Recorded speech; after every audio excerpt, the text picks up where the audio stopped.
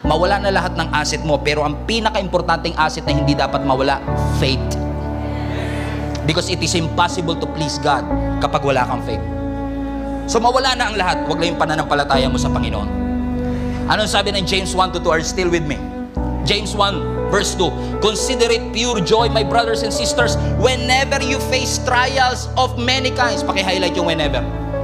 Napansin nyo ha? Consider it pure joy, my brothers and sisters, if ever you will face trial. Iba sinabi? Sinabi po bang if ever? No. Ang sabi, whenever.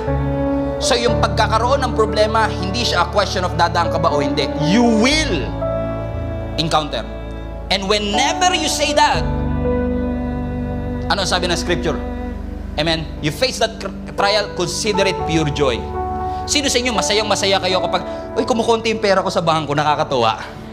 Sino sa inyo tuwan-tuwa kayo kapag nauubos yung pera mo, nagkakasakit ka, nag-aaway-aaway yung pamilya mo, grabe may tinuturo si Lord, nakakatuwa to, sabi ng Bible, consider it pure joy. Nakakatuwa kayo, sige mag-aaway pa kayo. Nakakatuwa yung bank account mo, sige ubusin mo pa. Hindi tayo natutuwa.